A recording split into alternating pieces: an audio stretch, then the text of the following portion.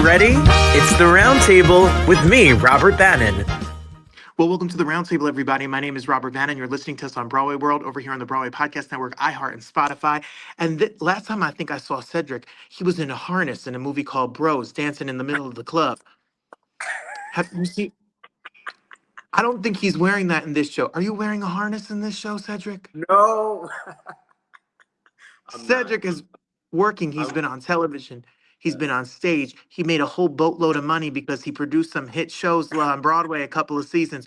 He is here and he's doing an incredible show about all things Afro-Caribbean, and he's going to tell us all about it. Welcome to the show. Yes, thank you for having me. I love the intro.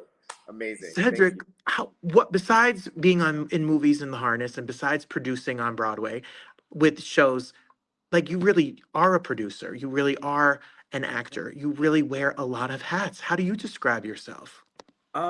Yeah, I describe myself as a hyphenated artist, a Renaissance man. People have coined that term onto me. I don't know if you're able to say that about yourself. But yeah, no, I'm a full-time artist in all the sense of the word. Like you said, I create. I also love supporting people and supporting people's visions and stories through producing.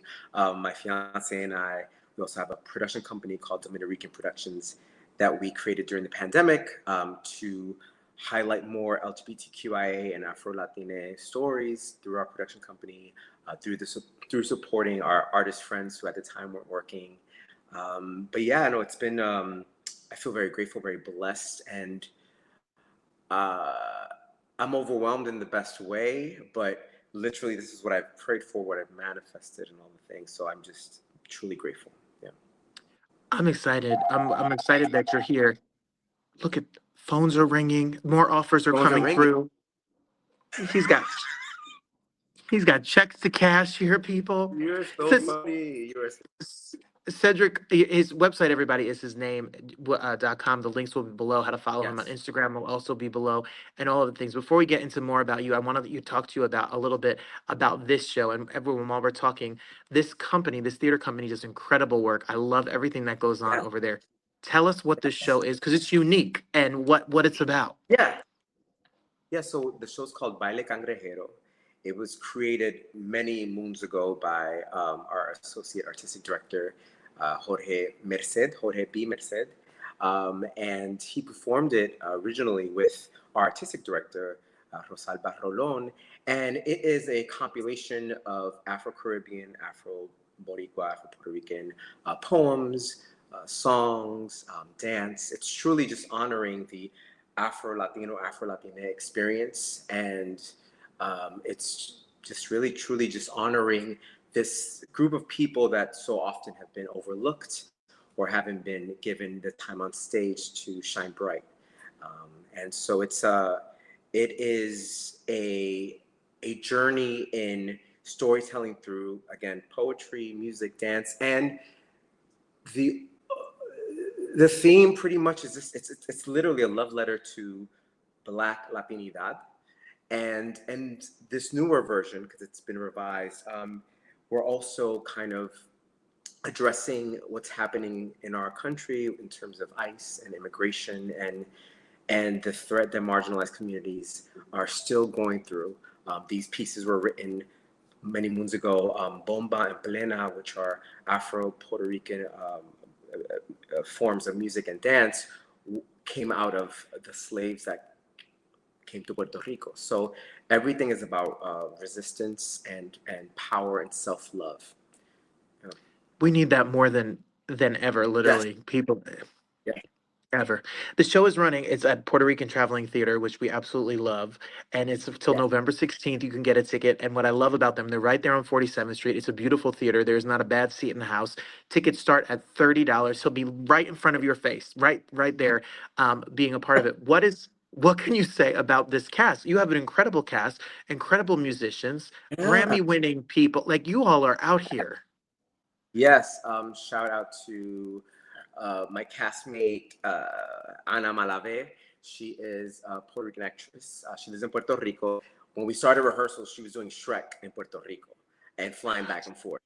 Phenomenal. And she's an Ola winner, Hispanic Organization of Latin Actors award winner. And it really is an ensemble piece.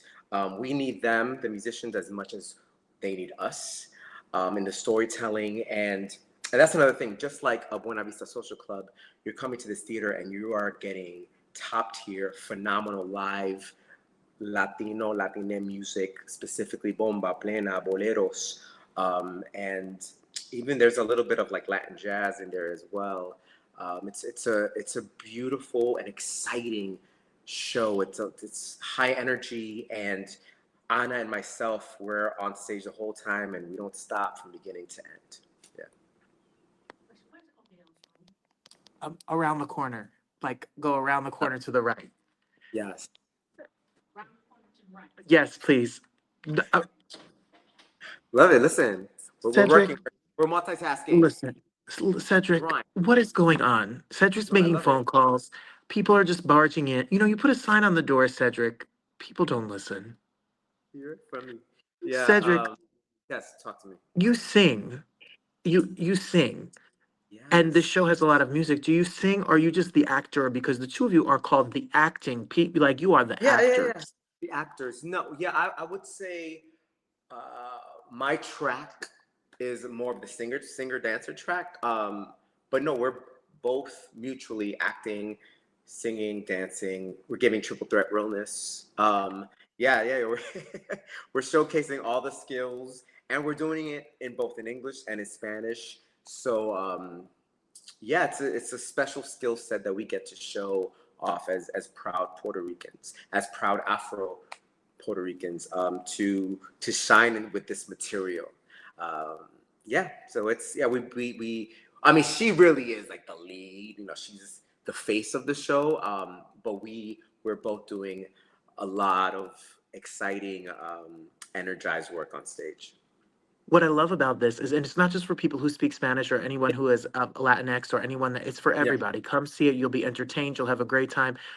The community has taken such a hit. There's so much rhetoric and so much nonsense out here, politics in the world. It's a celebration of the culture and the history that is Yes. so beautiful. Yes. And it's shout out to Bad Bunny. You know, we have what now 3 months to learn Spanish. Shout out to Bad Bunny, who really has put Puerto Rico on the map, specifically with this album, showcasing Bomba, showcasing Plena, showcasing the richness of our culture and really making it worldwide and iconic. And so stepping into this theater, you're going to get all those sounds that you find in his album. And we have seen people in the audience wearing their Puerto Rican flags, wearing their patriotic outfits, and we have had many non-Puerto Rican, non-Latina, Latinx people come and say how much they have appreciated that we have incorporated the Caribbean islands. We mentioned Haiti, we mentioned Jamaica, we mentioned Cuba, we mentioned our Black brothers and sisters who are our family as well. We're all connected. The ship just stopped in different islands, but we're all coming from the same place. So it's a celebration of like I said, Black Latina, Black Caribbean culture, and it's beautiful. It's beautiful. And I'm we excited. have subtitles for those who need, translations. Look, Cedric, that's why I didn't even say the title. I didn't say any words. You don't want this Jersey white accent to be butchering up this Spanish. Yes, Jersey. I love Jersey. Hey, Jersey. So, Cedric, for I'm very curious. You know, you said you have a fiance, you have a production company together. You've been very outspoken not only about your Latin history heritage, but you're also an advocate for the LGBT community. I got married to my husband in May, and whoop whoop whoop whoop whoop. Why? How does that personal part of who you've played Angel all across the country and Rent? You have been out here in these streets living your heart on your sleeve, literally. Yeah. Why is that important for you as an artist, that the activism and the personal life translates to the stage? You know, it's funny because, as you probably can relate, there's always been a struggle with the identity and the journey, and so it's been really beautiful. I didn't seek out to be an advocate. I didn't seek out to when I was training, the message was like, don't be Don't be an out and proud actor. You won't get work. Don't, when you walk into the room, give butch realness. Put away all that femininity and feminine energy. And so it's been really beautiful that as soon as I truly stepped into my authenticity, into feeling myself and loving myself, that the doors have opened and more doors have opened. And I feel like my mission now is just like, I'm doing this for people like yourself. I'm doing this for people. I'm doing this for little Cedric in Puerto Rico, who didn't see himself on screen, who understood that he was different, but needed salvation through the arts, through visuals, through representation. So I'm so grateful that I am seen as this person in the industry who people can count on to represent the LGBTQI community, who they can count on to represent Puerto Rico and the Puerto Rican, Afro-Caribbean experience. And it fills my heart with so much joy because I didn't think this was possible. I thought this was going to be something that was going to be a hindrance, being my full authentic self. I thought that I wasn't going to be blessed. I also grew up in the church. That's a whole other podcast. But my gay life was going to lead me the wrong way, and I wasn't going to be blessed because of choosing this lifestyle. And so the goal every day is just to try to show up as my full authentic self, and that through my life, I can inspire, motivate, save a life, and allow people to see themselves through me and believe that it's possible. I'm also a short king, okay? For all my shorties out there, like that's also, come on, listen, because that's another podcast. Like, where are the short men at? Where are they? And so like I'm constantly stepping into these roles that are not seen for people that look like me. And so I'm here for it. I'm grateful, and I'm here to be that vessel and that instrument to change the world, to make Cedric, it a better place. I don't think you're short at all. You are a king, though. You are not short, Cedric. Yeah, you know what I mean. Yeah, I do hear you. And what I love about it is that you change the narrative. And I really mean that way. I really feel like people who do this work and do this art and are out here living their authentic life do change lives, because representation matters, and people are going to come see the show or see your body of work, and it's going to change. It's going to change. Maybe it's something you've seen him on The Equalizer, or you saw High Maintenance, or now you get to see him in Rent, or now you get to see him over there at Puerto Rican Traveling Theater. And that young kid that was you or me gets to see you, and it changes that mindscape. Someone's going to walk into that theater with a preconceived notion of what Afro-Caribbean life is like and be moved and changed. yeah, And that's what art does. yeah. And that's why we take it in, and especially now we need it more than ever. Especially now we need diversity and inclusion more than ever. And I'm really proud of our community. I'm proud of the theater community at LGBTQIA. I feel like we're out here. We're not letting anything stop us. And I'm grateful to be alive and to be around for this very important moment where we need just to keep showing up. So you are a producer on Hell's Kitchen. You did throw some money at Hell's Kitchen and get your people together. Yeah, got some people together. I mean, again, that's another podcast talking about co-producing, but yeah, co-producer on we invested in Top Dog Underdog, and that opened the doors to everything. That was with LaShawn's and Rashad Chambers, who's a mentor, and then that opened the doors to The Wiz. That was our first producing credit, and then Hell's Kitchen, and just recently Gypsy. And so it's been really beautiful to be on that side of the table as an actor, as a performer, and being able to bring both worlds together.